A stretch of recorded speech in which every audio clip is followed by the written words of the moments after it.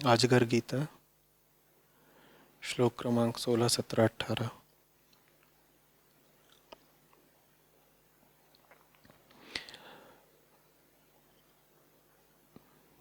आकाश में विचरने वाले बलवान पक्षियों के समक्ष भी यथा समय मृत्यु आ पहुँचती है। आकाश में जो छोटे बड़े ज्योतिर्मय नक्षत्र हैं, उन्हें भी मैं यथा समय नीचे गिरते देखता हूँ। इस प्रकार सारे प्राणियों को मैं मृत्यु के पाश में बद्ध देखता हूँ।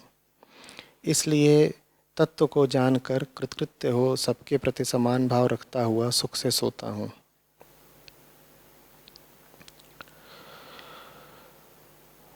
तो इसमें जो संदर्भ है वो ये है कि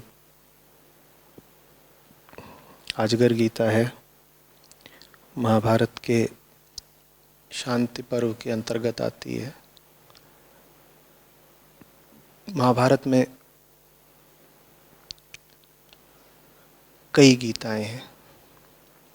श्रीमद् भगवद गीता तो हम जानते हैं, उसके अतिरिक्त भी कई गीताएं हैं। उनमें से एक है ये आजगर गीता। तो शांति पर्व के अंतर्गत भीष्म युधिष्ठिर संवाद है। युधिष्ठिर पूछ रहे हैं भीष्म से कि बताइए, सम भाव रखते हुए दुख सुख से परे धरती पर कैसे विचरा जा सकता है। तो भीष्म फिर राजा प्रहलाद की और एक ब्राह्मण अवधूत की कहानी सुनाते हैं। तो एक अवधूत है, वो अपना मज़े में यूं ही बस विचरण कर रहा है। तो राजा प्रहलाद उसको देखते हैं और बहुत अचंभित होते हैं, प्रभावित होते हैं। उससे पूछते हैं कि भाई, आप सब तरह से ज्ञानी लगते हैं, समझदार लगते हैं, तत्वज्ञ हैं, मर्मज्ञ हैं, उसके बाद भी आप कुछ पाने की अभिलाषा नहीं रखते। शरीर आपका सुदृढ़ है, बुद्धि आपकी तीव्र है, आप बस यूं ही विचर रहे हैं, ये क्या बात है। तो जो अवधूत हैं वो फिर राजा प्रहलाद को उपदेश देते हैं, कुछ बात बताते हैं। वही जो बात है वो इस आजगर गीता का मर्म है। तो ये जो यहाँ पर बात कही गई है, ये अवधूत ने राजा प्रहलाद को कही, ये समझाते हुए कि वो कैसे इतने विरक्त भाव से आनंद पूर्वक विचरण कर रहा है। क्या कहा अवधूत ने कि देखो राजा, आकाश में विचरने वाले बलवान पक्षियों के समक्ष भी यथा समय मृत्यु आ जाती है, और आकाश में जो छोटे बड़े सब नक्षत्र हैं, उनको भी मैं यथा समय नीचे गिरते देखता हूँ। तो इस तरह सारे ही प्राणियों को मैं मौत के पाश में बंधा देखता हूँ।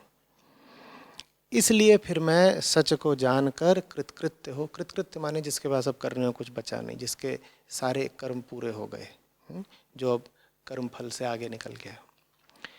इसलिए तत्व को जानकर कृतकृत्य हो सबके प्रति समान भाव रखता हुआ मैं तो सुख से सोता हूँ। ठीक है।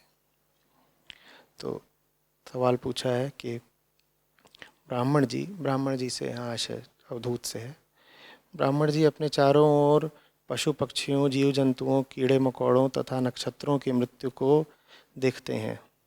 इससे उनको संसार की नश्वरता दिखाई देती है। पर मेरे कुटुंब में तो अगर किसी की मृत्यु भी हो जाती है तो मुझे संसार निस्सार क्यों नहीं दिखाई पड़ता। कुछ समय के लिए दुख होता है, फिर दोबारा जीवन की दौड़ भाग में लग जाता हूँ। संसार की नश्वरता की स्मृति कैसे बनाए रखें, मार्गदर्शन करें। नहीं, मौत की घटना देख करके थोड़े ही नश्वरता पता चल जाएगी। बात नहीं समझ रहे हैं। जिसको आप जीवन कहते हैं वो तो होता है बहुत लंबा। मौत तो बस एक क्षणिक घटना होती है। आपने अगर मौत को ऐसे ही परिभाषित किया है कि मौत बस एक क्षणिक घटना है, तो ज्यादातर समय आपका अनुभव किसका है, मृत्यु का या अमृत्यु का? आपके हिसाब से तो कोई आदमी अगर 70 साल जिया तो 70 साल मरा हुआ नहीं था, है ना? आप कहेंगे अभी ये अमृत है, अभी ये अमृत है, अभी ये मरा हुआ नहीं है, अभी ये अमृत है। और फिर वो मरता है, और वो जो मरने की घटना होती है वो कुल एक पल की होती है। कहते हैं अभी जिंदा था, मर गया। चलो हो सकता है बीमार हो के मरा हो तो 2-4 दिन या 2-4 महीने अस्पताल में रह के मरा। मरने के बाद उसकी अंत्येष्टि और सब फिर कर्मकांड हुए, उसमें भी चलिए हफ्ता भर 2 हफ्ते लग गए। लेकिन कुल मिला जुला करके ये जो मरने का प्रसंग था ये रह तो क्षणिक ही गया ना, या तो 1 क्षण का, या 2 महीने का, या 2 हफ्ते का। इसकी तुलना में आप जिसको जीवन कहते हैं, जिसको आप अमृत्यु कहते हैं, वो कितना लंबा था? वो 70 साल का था। तो ज्यादातर समय आपकी नजरों में आपका अनुभव अमृत्यु का रहता है, ज्यादातर समय आपका परिचय अमृत्यु से रहता है, मौत आपको दिखाई नहीं देती। और जैसे जैसे विज्ञान का, तकनीकी का, दवाओं का, चिकित्सा शास्त्र का विकास होता जा रहा है, वैसे वैसे मृत्यु और टलती जा रही है ना, दूर होती जा रही है। पहले तो फिर भी ये होता था कि मौतें ज़्यादा हो जाती थी, छोटे बच्चे पैदा होते थे उनकी मृत्यु हो गई, जवान लोगों की मौत हो गई। वो सब भी नहीं होता। आदमी की औसत आयु विश्व भर में अब 80 साल पहुंच रही है। यूरोप के देशों में तो 80 साल से ज़्यादा है, जापान में भी। तो मौत अगर आपकी नज़रों में सिर्फ शरीर के चेतना शून्य हो जाने का नाम है, तो वो मौत तो विरल हो गई है। विरल माने कम, एकदम रेयर, कभी कभार घटने वाली। तो मौत आपको क्यों दिखाई देगी? आपको तो अपने चारों तरफ बस गुलजार जिंदगी दिखाई देगी। जिंदगी है, जिंदगी की बहार है, मौत कहाँ है? और जहां मौत घट भी रही है वो घटना आपसे अक्सर छुपा दी जाती है। उदाहरण के लिए रोज अरबों जानवर कटते हैं, पर आपको मौत दिखाई देती है क्या? कहिए।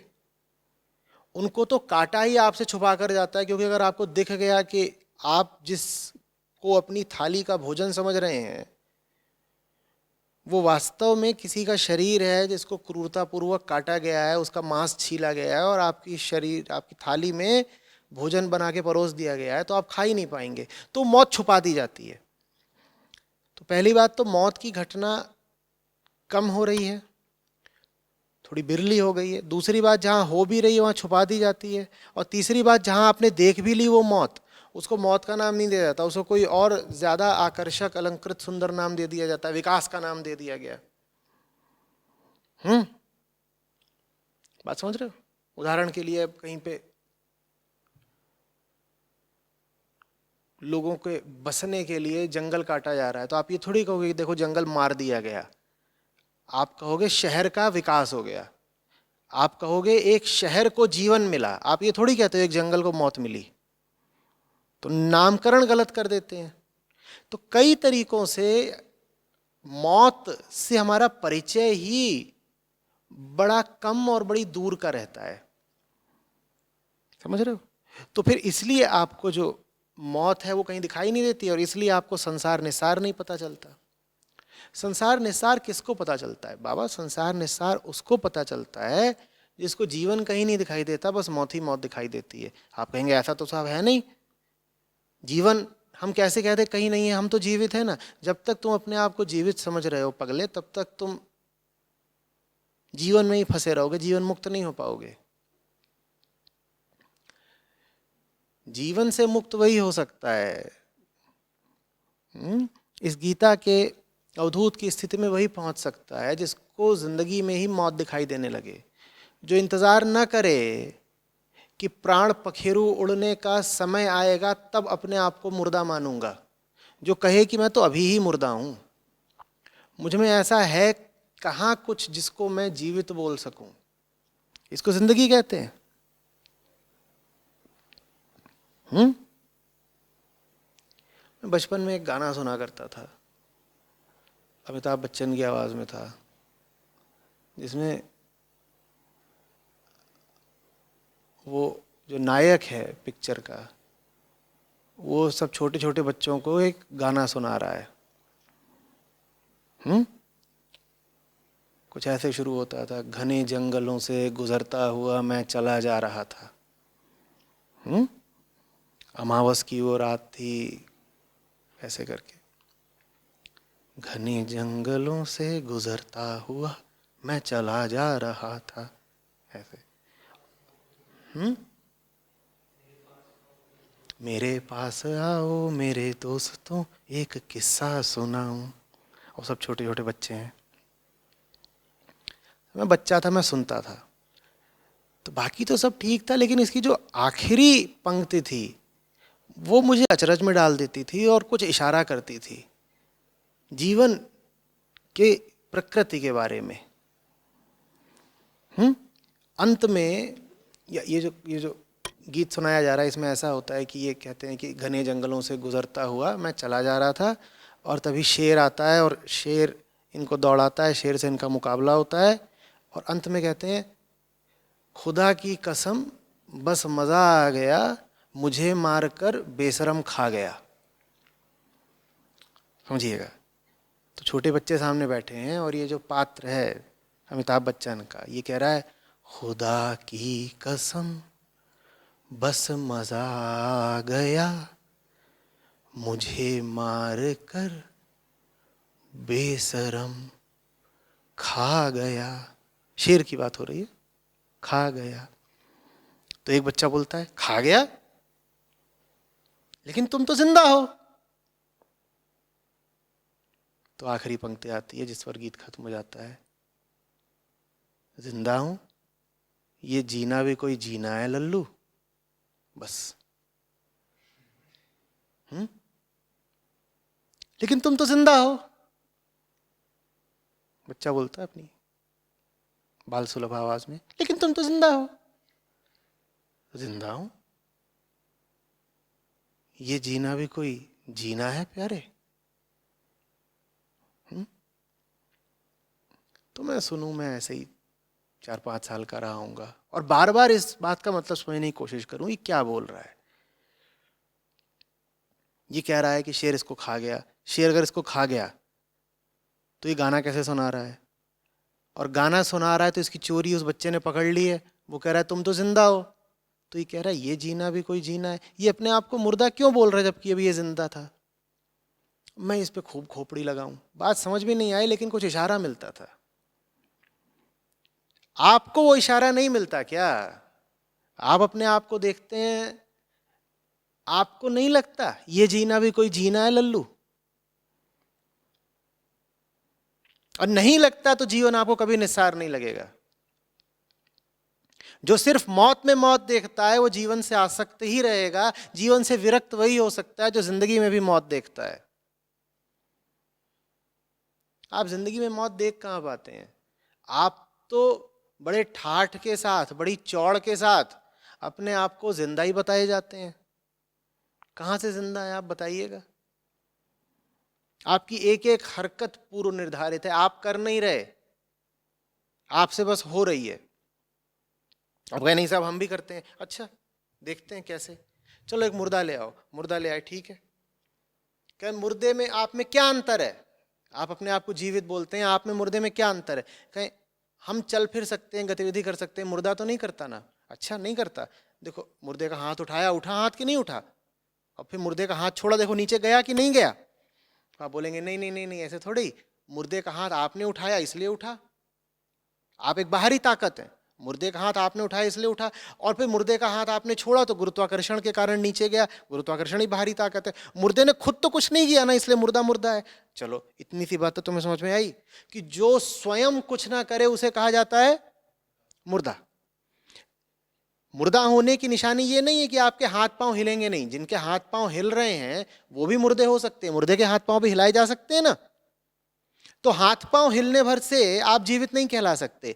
बिल्कुल हो सकता है कि जिनके हाथ पांव बिल्कुल चल रहे हैं, जो गति करते, चलते फिरते, खाते पीते नजर आ रहे हैं, वो भी मुर्दे हो सकता है ना। मुर्दे के मुंह में भी कुछ डालो तो डल सकता है कि नहीं डल सकता? बोलो। और मशीनें ऐसी आ गई हैं कि एकदम मुर्दे आदमी को भी तुम बहुत लंबे समय तक कृत्रिम रूप से जिंदा रख सकते हो।